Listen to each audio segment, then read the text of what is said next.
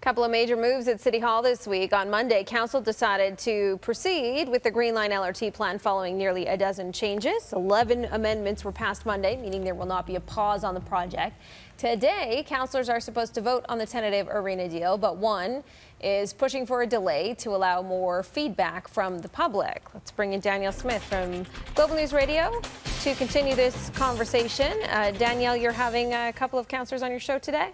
Yes, from opposite sides of most issues, Jyoti Gondek as well as Jeromy Farkas. Now, Jeromy Farkas has said that he is opposed to the arena deal.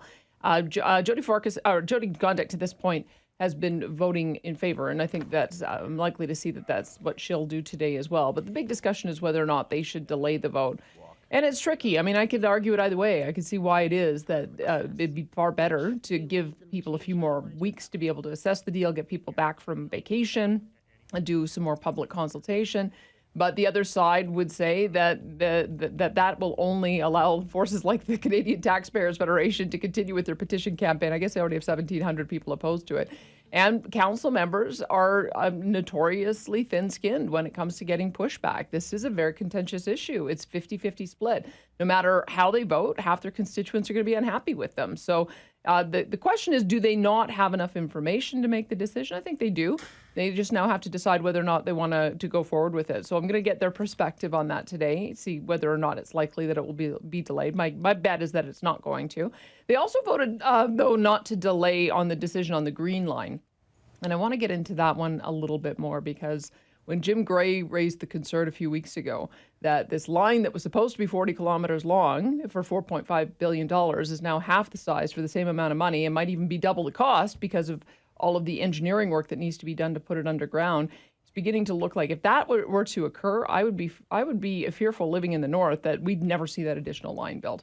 So that's, I think, what we're going to have to talk through today is whether or not they came up with enough changes, and there's 11 different modifications to the plan that will address some of the concerns around that too. Yeah, it was all about that tunnel downtown, right? So that's not happening, but they've approved the other stuff and they're figuring out what to do with the middle part. Figure out what to do with the middle, exactly. And I mean, I had Michelle Rempel on the show a few weeks ago, and she talked about having a multimodal system, that it's not inconceivable that you could build the train down Center Street and get that massive number of people moved to the edge of downtown, and then have them take a bus rapid transit for the rest of the trip in. It's not an ideal solution, evidently, but it could be just if you're trying to get the maximum number of people moved in the most efficient way for the most efficient cost, it may be that they've got to start looking at some of those proposals. So I'm going to talk that through with both these councillors today and see what they think. And as we wrap up here, if the arena deal goes through today, do you think we're going to see any pushback?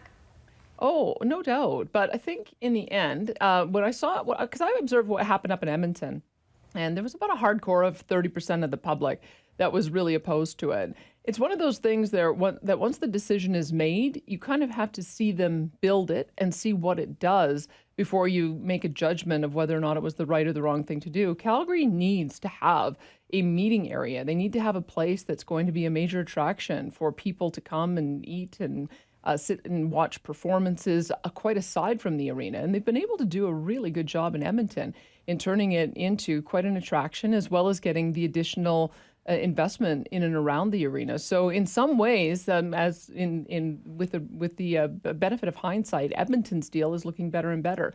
And I hope we can say the same thing about Calgary 10 years from now. Okay, thanks for this, Danielle. Yep, my pleasure. Danielle Show starts at 9:30 on Global News Radio this morning.